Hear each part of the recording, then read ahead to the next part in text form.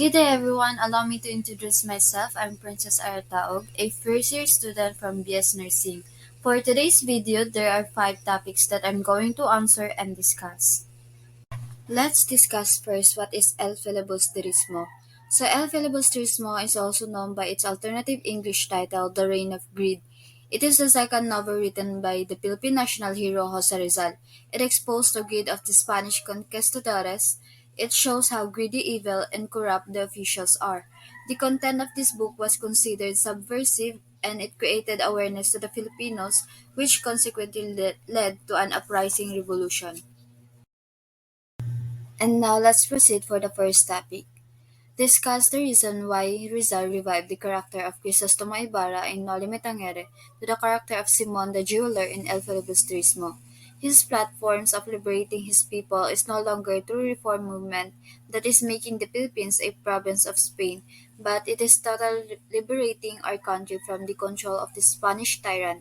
Illustrate your answer in an incident in the novel. So first, let's discuss why Jose Rizal revived the character of Crisostomo Ibarra in Noli Me Tangere to character of Simon the Jeweler in El Filibusterismo. Crisostomo Ibarra is the protagonist of the first novel of Jose Rizal, which is the Noli Me Tangere, where it characterized as an idealistic young man, believing that social reforms can bring the end of Spanish rule in Philippines, but his character as Crisostomo Ibarra ends after the tragic event happened in the last part of Noli Me Tangere. Jose Rizal revived the character of Crisostomo Ibarra but in the different name, characteristic and principle. From the character of Crisostomo Ibarra to the character of Simon, he returns as a rich jeweler salesman and well known as to be the influential in the Spanish colonial government in the Philippines. In the El Filibusterismo, Simon is the antagonist in the novel, very opposite to his heroic character as Crisostomo Ibarra in Lola Mitangere. Simon believes that violent revolution is the only way to bring about the end to the abuse of Spaniards. Next, let's discuss in what incident in the novel that Simon show his platforms that totally liberating the country from the control of the Spanish tyrant.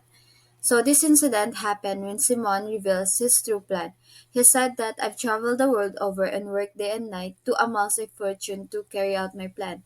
Now, I've come back to destroy the system, to shatter the corruption, to push it to the abyss to which it rushes without even its own knowledge. Even it means a tidal wave of tears and blood. It has doomed itself, but I don't want to die without seeing it in tatters at the bottom of the cliff. Tonight, those most dangerous of tyrants will rocket off as dust, those irresponsible tyrants who have hidden behind God and the state, whose abuses remain unpunished because no one can take them to task. Tonight, the Philippines will hear an explosion that will convert into rubble the infamous monument whose rottenness I have bring about. For the second topic, show the implication why the author in El Filibusterismo frustrate all the plans of Simon in the revolutionary uprising. What do you think is the logical reason for this? The implication why does Jose frustrate all the plans of Simon in the revolutionary uprising are the following. First, a profound effect on Philippine society in terms of views about national identity. Second, the Catholic faith and its influence on the Filipinos' choice. Third, the government issues in corruption, abuse of power, and discrimination. And on a larger scale, the issues related to the effect of colonization on people's lives and the cause of independence. Because of the two novels of Jose Rizal, The Noli Me Tangere and El Filibusterismo, it became an inspiration for the Filipino people to start a Philippine Revolution against the Spaniards. For the third topic, what is the relationship of the character of Paulita Gomez and Isagani to the character of Crisostomo Ibarra and Maria Clara? Let's talk about first is Paulita Gomez and Isagani. Paulita Gomez is a niece of Doña Victorina and the sweetheart of Isagani.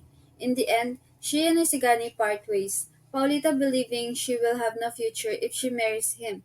She eventually marries Juanito Palaez, while Isagani is a poor law student, poet, and best friend of Basilio in Jose Rizal's novel El Filibusterismo. He supported the move to have an academy where Indians like him can learn the Spanish language. The relationship of the character Paulita Gomez and Isagani to the character of Crisostomo Ibarra and Maria Clara is that they are both fought for their love despite of any challenges, but still, their love story both ends in sad ending, because Paulita Gomez married another man for the sake of a better future, while Maria Clara entered the convent after the death of Crisostomo Ibarra.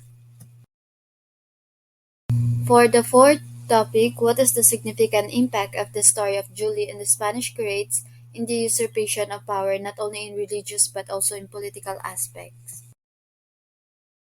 So let's talk about first the story of Julie. Julie is also known as Triana de Dios, the girlfriend of Basilio and the youngest daughter of Cabezang Tales. When Tales was captured by bandits, Julie petitioned Hermana Penchang to pay for his ransom. In exchange, she had to work as Penchang's maid. Basilio ransomed her and bought a house for her family. During Basilio's prison stint, Julie approached Tiani's curate, which is Padre Camorra, for help. When Camorra tried to rape her, Julie jumped to her death from the church tower. The story of Julie shows that the Spanish used their power in our wrongdoings, not only in religious aspect but also in the political aspect, where they take advantages to the person because of the power they have. They use their power without any formal or legal rights.